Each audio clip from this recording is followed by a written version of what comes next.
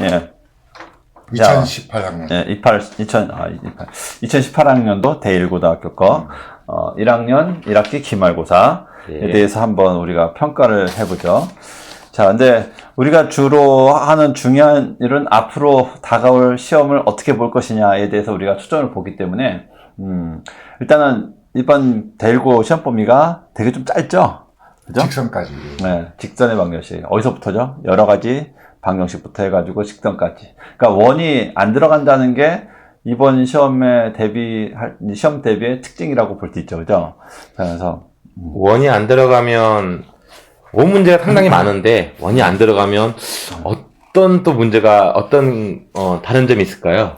그러니까 보통 도형에서 직선과 원이 들어가면 원이 거의 심하면 한 80%, 70% 그쵸. 정도 차지하는데 작년 시험지 같은 경우에도 원이 훨씬 많거든요. 그러니까 원이 빠지면은 직선 부분의 출제 비율이 높아질 거고 난이도도 높아질 것 같고 그렇죠. 그 다음에 도형이 원까지 들어가면 도형 비율이 높은데 그러다 보면은 여러 가지 방정식하고 부등식 출제 비율이 낮은데 이 부분도 좀 더 많이 나올 수가 있고 그러니까 조금 전형적인 문제, 작년 문제에서는 3차 방정식, 4차 방정식 문제, 그 다음에 연립 방정식 문제가 그렇게 비율이 높지 않거나 나오면 굉장히 좀 고차원적인 문제만 나왔다 그러면은 조금 더 기본적인 문제를 방정식이나 부정식, 방정식이나 부등식에서 좀 더 출제 비율이 높아지고 조금 더 정형화된 문제를 제시할 수도 있다는 얘기입니다. 그죠?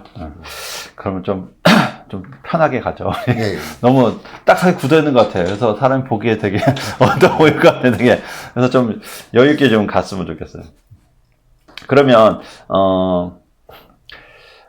우리가, 원이 안 들어갔기 때문에, 그러니까 직선이라고 하면 직선에 많이, 응용 문제가 많이 나올 것 같다는 생각은 들죠. 그죠? 예. 그러면은, 우리 작년 시험지를 이렇게 보니까, 직선에 대해서도 보면 원을 갖다가 이렇게 등분 나누는 문제도 있고 직선을 평면을 갖다가 등분 나누는 문제도 있고 그 다음에 평면에서 이 직선 3개 가지고 얘가 이등변 삼각형이 될 수 있는 조건들 물어보기도 하고 좀 보니까 은근히 작년도 보면 직선이 좀 어려운 것 같은 느낌이 들어요. 원도 들어갔는데 그죠? 그러니까 이번에는 원도 안 들어갔으면서도 직선이 나왔다 그러면 직선에 대한 공부를 갖다가 좀 많이 해야겠다는 생각이 좀 이렇게 간단한 것들보다는, 그러니까 좌표 평면에다가 그림을 그려가지고, 걔를 이렇게 고민해가지고 좀 생각해서 가서 문제를 푸는 문제들. 그죠? 특이한 상황. 예, 특이한, 그런 것들에 대해서 좀 우리가 좀 생각을 해봐야 되겠다, 많이. 시험 공부를 할 때. 그죠? 그런 준비를 좀 해야겠다는 생각이 좀 들더라고요. 원이 빠지면서 이제 다른 비중이 늘어나는데, 직선 말고도 또 방정식, 부등식 파트가 이렇게 늘어날 텐데, 특별히 부등식이 2가지거든요. 수학 상에 나오는 부등식이 있고, 수학 하에 나오는 부등식이 있는데, 대1고 문제, 작년 문제에는, 수학 하에 나오는 부등식까지, 한 2-3문제 이렇게 더 추가가 이렇게 됐거든요. 그래서 그 수학 상에 있는 부등식뿐만이 아니라 수학 하에 나오는 부등식 문제도 꼭 한번 살펴봐야 될 것 같아요. 그게 수학 하가 그거죠. 딱 여기 보면 해가 모든 실수일 조건에 대한 부등식. 그렇죠. 그죠? 그러니까 고기 부분에 대해서 그거 가지고서 어떤 미지수들에 대한 특징들을 이렇게 찾아가는 그런 문제들이죠. 그죠? 옛날 말로는 절대 부등식. 절대 부등식. 해가 모든 실수일 조건. 그런 부분에 대해서 생각을 많이 해. 그게 은근 다른 부등식 문제보다는 일단 그거에 대한 문제가 확 눈에 많이 띄죠. 이번 작년 시험지를 보면. 그걸 안 보고 보면은 사실은 틀릴 것 같아요. 2학기에 나오는 부등식 꼭 한번 확인해야 될 것 같습니다.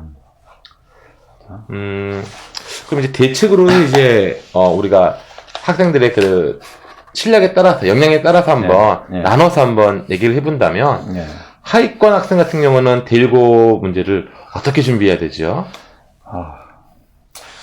하위권 아이들 같은 경우는 솔직히 말해서 예전 같은 문제들 같은 게 보면은 우리가 교과서를 열심히 이렇게 잘 보고 하면 교과서에 대한 기본 문제들이 한 2-3문제, 한 4문제 이 정도는 있었다고 봐요. 근데 이렇게 작년을 보니까 그런 문제가 1-2개 눈에 띌까 말까 하더라고요, 이게. 그래도 일단은 하위권 학생들은 교과서 하고 센 B단계 정도는 우리가 좀 확실하게 좀 자꾸 반복해가지고 너무 많은 문제집 풀려고 하지 말고 그냥 그 기본에 충실하게 공부를 하는 게 제일 나을 것 같다는 생각이 듭니다. 네. 중위권 같은 경우는 이제 수학을 아예 이제 못하는 건 아니기 때문에 쌤 B까지는 해결한단 말이에요. 네. 근데 문제 난이도가 쌤 B만 맞추면 절반도 못 맞출 수 있는 그런 상황이거든요. 네. 그러면 이제 우리가 좀 어려운, 예를 들어서 이제 센 수학으로 치면 센 C까지 한번 도전을 해봐야 될 텐데, 네. 중위권 학생 같은 경우는 센 C 정도의 난이도를 본인은 못 풀어도 답을 보거나 이제 선생님 강의를 들으면 이해는 된단 말이죠. 그걸 어떻게 하면 자기 걸로 소화할 수 있을까요? 반복이죠. 반복. 예, 반복.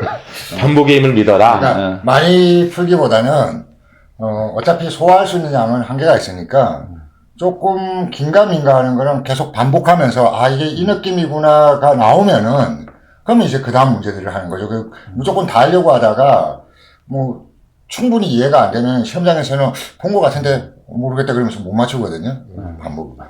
그러니까 중위권 아이들 같은 경우는 뭐 애들이 뭐 블랙라벨 푼다고 해가지고 같이 따라서 블랙라벨 풀고 그런 게 아니라 좀 자기 소신껏 나는 센이다 그러면은 만약에 센 같은 유형의 문제다 그러면 그 부분은 문제를 진짜 한 5번, 6번 그러니까 우리 공부할 때 보면 정석 같은 거 한 7, 8번 계속 반복해서 봤잖아요. 그러니까 그런 것처럼 센이다 그러면은 그걸 갖다가 한 B, C 이 부분을 제가 봐도 한 5, 6번 자꾸 반복하다 보면 응용도 생기고 또 그거 비슷한 문제 나오면 내가 어떻게 풀어갈지도 그런 방법도 또 생기고 하기 때문에 여러 문제를 많이 볼 생각은 하지 않는 게 좋을 것 같다 하는 생각이 듭니다. 네.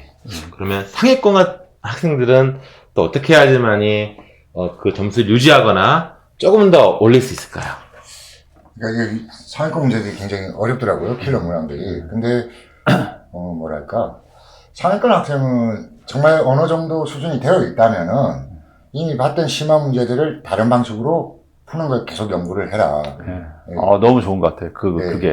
네. 그러니까 새로운 문제를 풀고 그 문제에 한 가지 풀이법을 익숙한 게 아니라 내가 풀었던 문제 중에 풀이 절차가 복잡한 거. 그리고 도형은 뭐 나중에 이과를 가게 되면 마찬가지인데 수학은 풀이가 결정적으로 두 가지 아닙니까? 하나는 대수적으로 푸는 거하고 하나는 기하로 그림으로 푸는 거하고. 그러니까 내가 대수적으로 풀었던 문제는 기하로 풀어보는 거고 기하로 풀었던 문제는 대수적으로 풀어보는 거고 그러면은 조금 특이한 상황이 나왔을 때 그걸 판단할 수 있을 것 같아요. 그걸 좀 연습했으면 좋겠습니다. 네. 상위권 학생들은 자유롭게 문제를 좀 풀 네. 필요가 있겠네요. 네. 대일고 고등학교 이 정도. 그렇죠. 근데 대일고가 이렇게 보면 한 몇 년 전만 해도 되게 쉬웠는데 대일고 그렇게 안 쉬워요. 기본 문제가 없대요. 기본 문제가. 예, 그렇죠. 하위권 학생들이 굉장히 걱정입니다. 예, 저도 그래요. 베이스로 한 30점, 40점 정도까지 깔아주는 게 그냥 교과서 문제만 그냥 착실하게 해가지고 그럼요. 힘들고 그 다음에 많이 봤던 문제들도 주로 어떻게 나오냐면은 학생들이 어려워하는 거. 교과서에 늘 나오긴 나오는데 함정도 그런 학생들이 네, 어려워하는 네, 주제들. 이 영상을 대일고 선생님이 수학 선생님이 좀 봤으면 좋겠네요. 학생들을 좌절시키지 않도록. 예. 그러니까 특히 기본 하위권을 좌절시키지 않았으면 좋겠어요. 예. 네, 그래요? 알겠습니다. 예. 그러면 일단 결론을 한번 보면 일단 대일고 시험 문제 그렇게 쉽지만은 않다. 너무 쉽게 생각할 수가 없다. 그죠? 그러니까 아이들 되게 좀 뭐라고 해야 되나?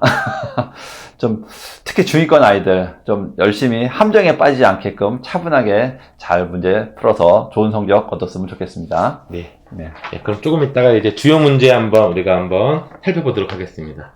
네, 감사합니다. 네.